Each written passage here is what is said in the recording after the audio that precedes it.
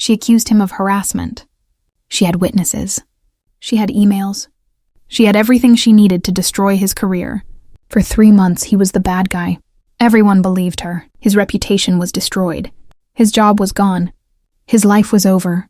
Then someone found the hidden recorder, and when they played it back, the entire story fell apart. The truth shocked everyone. Like and subscribe right now, because this story will teach you something important about truth, evidence, and what happens when accusations aren't what they seem. This man's life was destroyed by lies. Watch how he fought back and exposed the truth. Don't miss this. Subscribe now. His name is Michael Chen. He's 46 years old. He's been a software engineer for 22 years at a tech company called Intertech Solutions. He's never been in trouble. Never been accused of anything. He has a wife, 2 kids, and a mortgage. He's normal. He's everyday. He's someone you would never notice. His accuser is a woman named Rebecca Thompson. She's 34 years old. She started working at Intertech about 2 years ago as a project manager. She's smart, ambitious, and knows how to get attention. Michael and Rebecca worked on the same team. Their manager was David Foster, a 52-year-old man who had been at the company for 15 years. He was respected. He was promoted twice. He was a good leader, or so everyone thought. The story starts in March 2023. That's when Rebecca went to HR with accusations against Michael. Serious accusations. She claimed that Michael had been making inappropriate comments to her, that he had touched her inappropriately, that he had created a hostile work environment. She had specific dates, specific incidents, specific quotes of what Michael had allegedly said. HR took it seriously. They had to. These days, any accusation of harassment gets investigated immediately. It doesn't matter if it's true or not. The accusation alone creates consequences. Michael was immediately removed from his position, suspended with pay while they investigated. His manager, David Foster, told him not to come back to the office until the investigation was complete. Michael's life started falling apart immediately. The investigation took 3 months. 3 months of his life suspended. 3 months of waiting. 3 months of not knowing what would happen. But during those 3 months, something happened that Rebecca didn't expect. Something that changed everything. You see, Michael's manager, David Foster, had been recording conversations in his office for over a year. Not illegally. The office was his. He wasn't recording anyone's private conversations.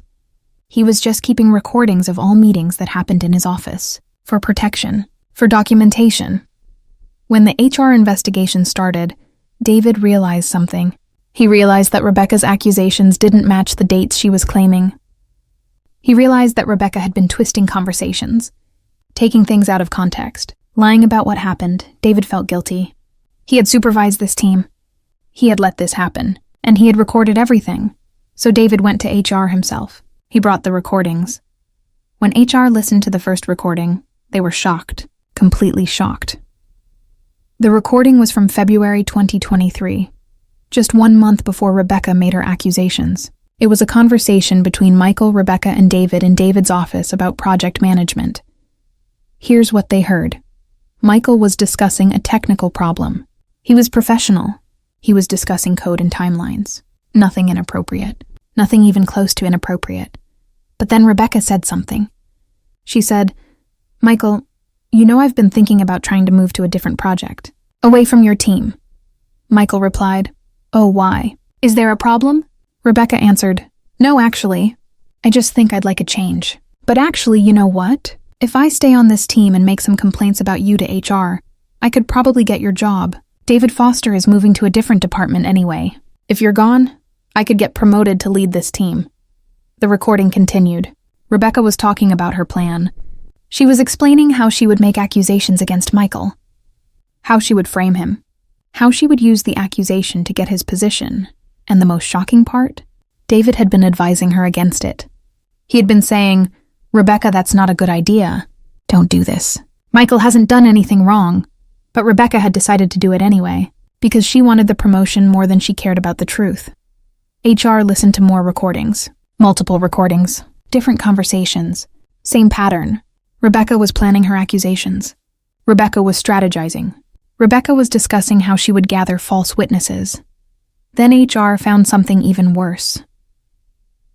There were recordings of Rebecca meeting with another employee named Jennifer Martinez. Jennifer was Rebecca's friend. Rebecca was coaching Jennifer on what to say to HR. She was giving her a script.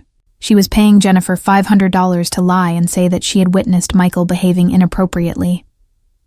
Jennifer, in one recording, said, "Rebecca, I feel bad about this. I'm lying. Michael never did anything." Rebecca replied, "Who cares? Do you want $1,000? I'll give you $1,000. Just tell HR what I told you to tell them." HR had the evidence. Clear evidence. Recordings. Admissions. Everything. They called Michael in immediately. They told him the truth. They apologized. They told him that Rebecca's accusations were completely false, that she had fabricated the entire story, that she had paid a witness to lie. Michael felt relieved. Finally, this was over. Finally, he would be able to go back to work.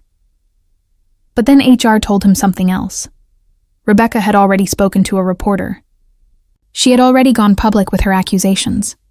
Before the investigation was complete, before she had proven her claims, she had gone to a local news outlet and told them her story. The news story had already run. Michael was already named. The accusations were already public. The headline was, "Software engineer Michael Chen accused of workplace harassment. Company suspends him during investigation." The article included Rebecca's quotes. It included descriptions of her accusations. It didn't include Michael's side of the story. It just told her version. Michael's reputation was already destroyed. On the internet, in print, everywhere. Even though he was innocent. Even though HR now knew he was innocent. Even though he had been completely falsely accused. Michael's lawyer, Sarah Mitchell, told him to fight back, to go public with the truth, to release the recordings. At first, Michael hesitated. He didn't want more attention. He didn't want to be in the news again. He just wanted this to be over. But Sarah told him something important. She said, "Michael, if you don't tell your side of the story, people will believe Rebecca's lies. Forever. You have to tell the truth. You have to show people what really happened." So Michael agreed. He held a press conference, with his lawyer Sarah by his side, in front of cameras and reporters. "My name is Michael Chen," he said, his voice steady but emotional. "I've been falsely accused of workplace harassment. I've been suspended from my job. I've had my reputation destroyed based on lies. But I have evidence. I have recordings. And I'm going to show you what really happened." Sarah played the first recording, the one where Rebecca was describing her plan to frame Michael, to lie to HR, to get his promotion. The reporters were silent, stunned. Sarah played the second recording, Rebecca paying Jennifer to lie. Then Sarah played the third recording, a conversation between Rebecca and another employee where she was coaching someone else on what false story to tell. When the press conference ended, the entire story had changed. Within hours, the news media completely reversed their narrative. Workplace harassment accusation revealed as false. Woman fabricates claims for promotion. Employee paid witness, $1,000 to lie. Recordings expose entire scheme. Tech company apologizes to wrongly accused employee. Intertech Solutions issued a statement. They apologized to Michael. They rehired him with back pay. They said they would investigate how Rebecca got away with fraud. They announced that Rebecca Thompson and Jennifer Martinez were being terminated immediately. Rebecca was charged with fraud. She was charged with making false reports. She was charged with witness tampering. She faced criminal trial. Jennifer was charged with filing a false report and conspiracy. The case went to trial in November 2023. It was quick. The evidence was overwhelming. The jury deliberated for only 4 hours. Rebecca was found guilty on all charges. She was sentenced to 18 months in prison and ordered to pay Michael $250,000 in damages for the harm she caused. Jennifer received a suspended sentence because she cooperated with the investigation and testified against Rebecca, but the real damage wasn't legal. The real damage was public. Rebecca's name was now forever associated with false accusations. With fraud, with lies, her career was over. No company would ever hire her. She had destroyed herself trying to hurt Michael. And Michael, his reputation was restored. His job was secure. He received the promotion that Rebecca had tried to steal. He became a cautionary tale about standing up for the truth. But here's what this story really teaches us. First, accusations are not proof. When Rebecca made her accusations, everyone assumed they were true. Her HR department assumed they were true. The news media assumed they were true. Her coworkers assumed they were true. But an accusation is just a claim. It's not evidence. It's not the truth. It requires investigation. It requires proof. Second, documentation is your protection. David Foster saved the recordings. He kept documentation of conversations. That documentation proved the truth. Without those recordings, Michael would have been destroyed. His word against Rebecca's word, he would have lost. But with documentation, the truth was undeniable. Third, some people will lie to get what they want. Rebecca wanted a promotion. She wanted power. She wanted advancement, and she was willing to destroy an innocent man to get it. She was willing to lie to HR. She was willing to pay a witness to commit perjury. She was willing to go public with false accusations. This is the danger of unchecked ambition. This is what happens when someone values success more than they value truth and integrity. Fourth, the truth always comes out eventually. Rebecca thought she was smart. She thought her lies were perfect. She thought she had convinced everyone. But the truth came out.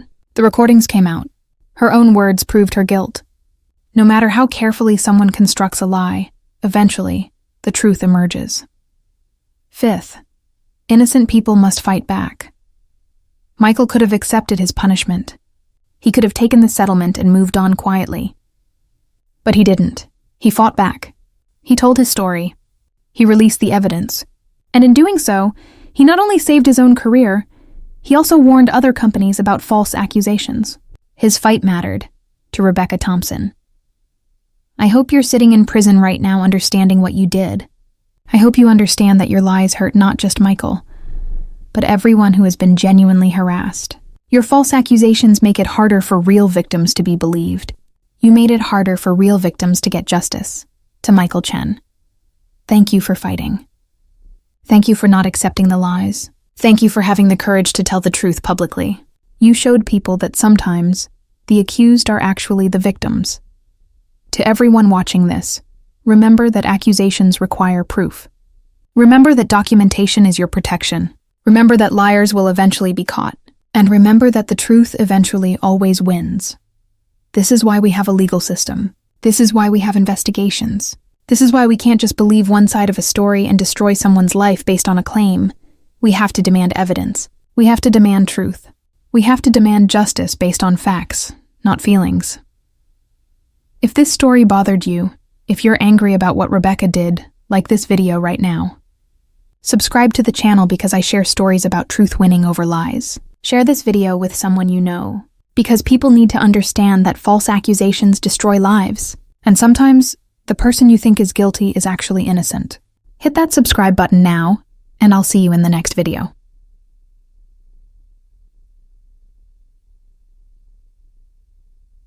That there, end.